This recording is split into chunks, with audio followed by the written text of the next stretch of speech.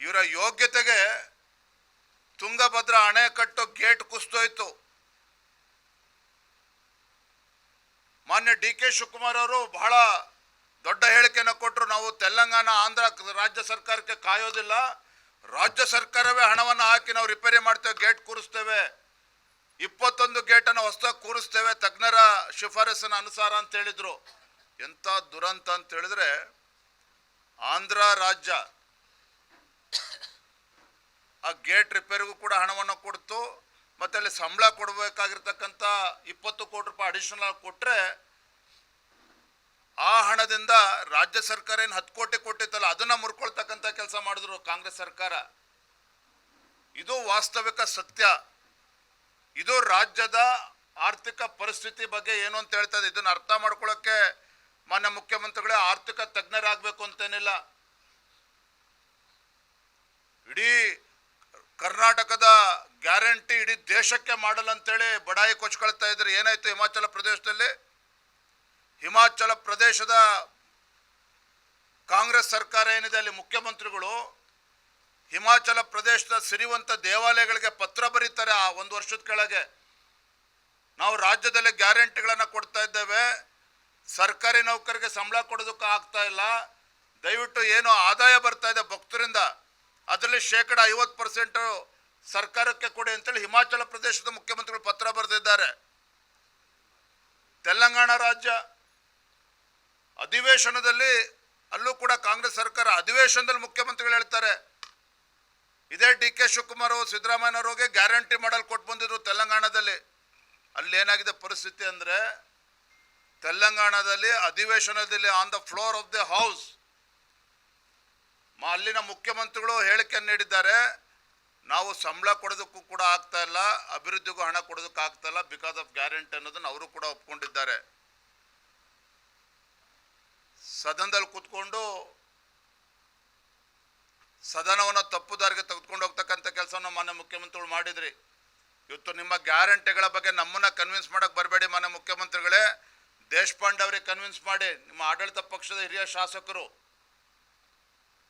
ನಿಮ್ಮ ಆರ್ಥಿಕ ಸಲಹೆಗಾರರಾಗಿರ್ತಕ್ಕಂಥ ಬಸವರಾಜ ರೆಡ್ಡಿ ಅವರನ್ನ ಮನವರಿಕೆ ಮಾಡಿ ನಿಮ್ಮ ಗ್ಯಾರಂಟಿಗಳ ಬಗ್ಗೆ. BR ಪಾಟೀಲ್ ಅವರಿಗೆ ನೀವು ಮನವರಿಕೆ ಮಾಡಿ. ರಾಜು ಕಾಗೆ ಅವರು ಗ್ಯಾರಂಟಿಗಳಿಂದ ನನ್ನ ಕ್ಷೇತ್ರಕ್ಕೆ ಅನುದಾನ ಕೊಡ್ತಾ ಇಲ್ಲ, ಅಭಿವೃದ್ಧಿಗೆ ಆತ್ಮಹತ್ಯೆ ಮಾಡ್ಕೋಬೇಕು ಅಂತೇಳಿ ಹೊರಟಿದ್ರು ಪಾಪ ಅವ್ರ ಶಾಸಕರು, ಅವರಿಗೆ ಮನವರಿಕೆ ಮಾಡಿ, ನಮಗೆ ಮನವರಿಕೆ ಮಾಡಿಕೊಡುವಂಥ ಅವಶ್ಯಕತೆ ಇಲ್ಲ. ಇವತ್ತು ನಿಮ್ಮ ಅಭಿವೃದ್ಧಿಯ ಬಗ್ಗೆ ಇಷ್ಟೊಂದು ವಿಶ್ವಾಸ ಇದ್ದಿದ್ದರೆ, ನಿಮಗೆ ಕೊಟ್ಟಿರ್ತಕ್ಕಂಥ ಗ್ಯಾರಂಟಿಗಳ ಬಗ್ಗೆ ಇಷ್ಟೊಂದು ಆತ್ಮವಿಶ್ವಾಸ ಇದ್ದಿದ್ರೆ, ಮಾನ್ಯ ಮುಖ್ಯಮಂತ್ರಿಗಳೇ ಬಾಗಲಕೋಟೆಗೆ ಬಂದು 5 ದಿನಗಳ ಕಾಲ ಇಲ್ಲಿ ಬಿಡಾರ ಹೂಡಿರ್ತಕ್ಕಂಥ ಪರಿಸ್ಥಿತಿ ನಿರ್ಮಾಣ ಆಗ್ತಾ ಇರಲಿಲ್ಲ. ಇಷ್ಟೊಂದು ಅಸಹಾಯಕರಾಗಿ ಇವತ್ತು ಬಾಗಲಕೋಟೆಗೆ ಬಂದು ಮಂತ್ರಿಮಂಡಲದ ಪಟಾಲಂನೆಲ್ಲ ಕರ್ಕೊಬಂದು ಸೂಟ್ಕೇಸ್ ಇಟ್ಕೊಂಡು ಕೂರ್ತಕ್ಕಂಥ ದಾರಿದ್ರ್ಯ ಇವತ್ತು ಕಾಂಗ್ರೆಸ್ ಪಕ್ಷಕ್ಕೆ ಬರ್ತಾ ಇರಲಿಲ್ಲ.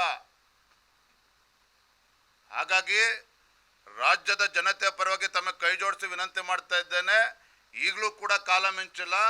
ರಾಜ್ಯದ ಆರ್ಥಿಕ ಪರಿಸ್ಥಿತಿಯ ಬಗ್ಗೆ ಶ್ವೇತಪತ್ರನ ಹೊರಡಿಸಿ ಪುಣ್ಯವನ್ನು ಕಟ್ಕೊಳ್ಳಿ ಅಂತೇಳಿ ರಾಜ್ಯದ ಮುಖ್ಯಮಂತ್ರಿಗಳು ನಾನು ವಿನಂತಿಯನ್ನು ಮಾಡ್ತಾ ಇದ್ದೇನೆ. Yes sir.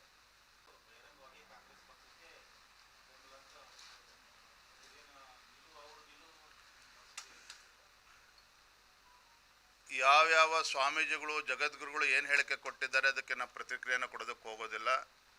ಭಾರತೀಯ ಜನತಾ ಪಾರ್ಟಿ ಬಾಗಲಕೋಟೆ ಇರಲಿ, ದಾವಣಗೆರೆ ದಕ್ಷಿಣ ವಿಧಾನಸಭಾ ಕ್ಷೇತ್ರದಲ್ಲಿರಲಿ, ನಾವು ಇವತ್ತು ಗೆಲುವಿನ ವಿಶ್ವಾಸದಲ್ಲಿ ಬೀಗ್ತಾ ಇರುವಂಥದ್ದು ನಮ್ಮ ಕಾರ್ಯಕರ್ತರ ಪರಿಶ್ರಮದ ಕಾರಣ. ನಮ್ಮ ಕಾರ್ಯಕರ್ತರು ಎರಡೂ ಕ್ಷೇತ್ರದಲ್ಲಿ ಪ್ರತಿ ಬೂತ್ ಮಟ್ಟದಲ್ಲಿ ಹಗಲು ರಾತ್ರಿ ಶ್ರಮವನ್ನು ಆಗ್ತಾ ಇದ್ದಾರೆ. ಕಾಂಗ್ರೆಸ್ ಪಕ್ಷದ ಕಾರ್ಯಕರ್ತರು ರಾತ್ರಿ ಮಾತ್ರ ಶ್ರಮ ಆಗ್ತಾ ಇದ್ದಾರೆ. ನಮ್ಮ ಕಾರ್ಯಕರ್ತರು ಬೆಳಗ್ಗೆ 6 ಗಂಟೆಯಿಂದ ಸಂಜೆ 8 ಗಂಟೆವರೆಗೂ ಕೂಡ ಪ್ರತಿ ಬೂತ್ನಲ್ಲಿದ್ದು ಕಾರ್ಯಕರ್ತರು ಕೆಲಸ ಮಾಡ್ತಾ ಇದ್ದಾರೆ. ರಾಜ್ಯ ಸರ್ಕಾರದ ಬಗ್ಗೆ ಜನರಿಗೆ ಕೋಪ ಇದೆ, ಬೇಸರ ಇದೆ.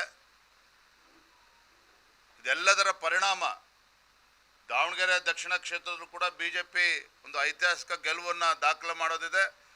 ಬಾಗಲಕೋಟೆನಲ್ಲೂ ಕೂಡ BJPಯ ಗೆಲುವಿನ ನಾಗಾಲೋಟಕ್ಕೆ ಕಡಿವಾಣ ಆಗ್ತಕ್ಕಂಥ ಶಕ್ತಿ ಕಾಂಗ್ರೆಸ್ ಸರ್ಕಾರಕ್ಕಿಲ್ಲ. ಇದನ್ನು ಸ್ಪಷ್ಟವಾಗಿ ಹೇಳ್ತಾ ಇದ್ದೇನೆ. ಥ್ಯಾಂಕ್ ಯು ಸರ್, ಧನ್ಯವಾದ. ಮಾತ್ರ ರಾಜ್ಯದ ಹಣಕಾಸಿನ ಸ್ಥಿತಿಗಿಂತನೂ ಕೇಂದ್ರ ದೇಶದ ಹಣಕಾಸಿನ ಸ್ಥಿತಿ ಬಹಳ ಧ್ವನಿ ಐತಿ. ಆ ಬಗ್ಗೆ ವಿಜೇಂದ್ರ ಅವರು ಅಲ್ಲರಿ ಸೂಕ್ಷ್ಮವಾಗಿ ಅವಲೋಕನ ಮಾಡಲಿ. ಈ ರಾಜ್ಯದ ಗೌರವಾನ್ವಿತ ಬಂಡ ಮುಖ್ಯಮಂತ್ರಿಗಳಾಗಿರ್ತಕ್ಕಂಥ ಸಿದ್ದರಾಮಯ್ಯನವರು ಅರ್ಧ ಸತ್ಯವನ್ನ ಮಾತ್ರ ಬಿಚ್ಚಿಡುವಂತ ಕೆಲಸ ಮಾಡ್ತಾರೆ. ಬಹಳ ನಿಸ್ಸೀಮರಿದ್ದಾರೆ. ಏನ್ ಹೇಳಿದ್ರು ಮೊನ್ನೆ ಸದನದಲ್ಲಿ, GST ಕಾಂಪನ್ಸೇಷನ್, GST ಇಂಪ್ಲಿಮೆಂಟ್ ಆಗಿದ್ದು 2017ರಲ್ಲಿ. GST ಕಾಂಪನ್ಸೇಷನ್ ಕಾಂಗ್ರೆಸ್ ಸರ್ಕಾರ ಬಂದ್ಮೇಲೆ, ನನ್ನ ಸರ್ಕಾರ ಬಂದ್ಮೇಲೆ ನಿಲ್ಸಿದ್ರು ಮೋದಿ ಅವರು ಅಂತ ಹೇಳಿದ್ರು.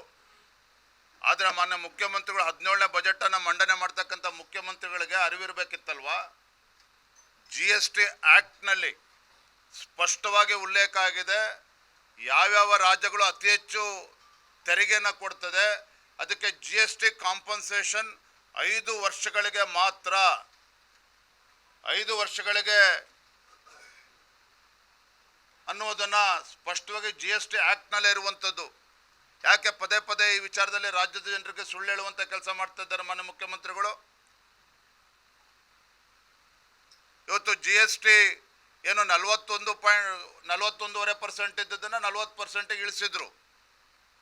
ಆದರೆ based on the performance of the States ರಾಜ್ಯ ಸರ್ಕಾರಕ್ಕೆ ಮತ್ತೆ 41.33% ಅಷ್ಟು ಕೊಡ್ತಾ ಇದ್ದಾರೆ. ನಾನು ಗೌರವಾನ್ವಿತ ಮುಖ್ಯಮಂತ್ರಿಗಳಿಗೆ ಆಗ್ರಹ ಮಾಡುವಂಥದ್ದು, ನೀವು ಈ ರಾಜ್ಯದ ಮುಖ್ಯಮಂತ್ರಿಗಳು ಅನ್ನೋದನ್ನ ಮರೆತು, ರಾಜ್ಯದ ಮುಖ್ಯಮಂತ್ರಿಗಳು ಅನ್ನೋದನ್ನು ಕೂಡ ಮರೆತು ಯಾವ ರೀತಿ ವರ್ತನೆ ಮಾಡ್ತಾ ಇದ್ದೀರಲ್ಲ, ಇದರಿಂದ ರಾಜ್ಯಕ್ಕೂ ಕೂಡ ಅನ್ಯಾಯ ಮಾಡ್ತಾ ಇದ್ದೀರಿ. ನಿರ್ಭೀತ, ನಿಷ್ಪಕ್ಷಪಾತ, ವಿಶ್ವಾಸಾರ್ಹ ಸುದ್ದಿಗಳಿಗೆ ಮತ್ತೊಂದು ಹೆಸರಾಗಿರುವಂತ ನ್ಯೂಸ್ 18 ಕನ್ನಡ ಈಗ ಆಪ್ನಲ್ಲೂ ಲಭ್ಯವಿದೆ. ದಯವಿಟ್ಟು ಇಲ್ಲಿರುವ QR ಕೋಡ್ ಅನ್ನ ಸ್ಕ್ಯಾನ್ ಮಾಡಿಕೊಂಡು ಆಪ್ ಅನ್ನ ಡೌನ್ಲೋಡ್ ಮಾಡೋದಕ್ಕೆ ಮರಿಬೇಡಿ. ನಿಮ್ಮ ಬೆಂಬಲ ಹೀಗೆ ಸದಾ ನಮ್ಮೊಂದಿಗಿರಲಿ. ಧನ್ಯವಾದ.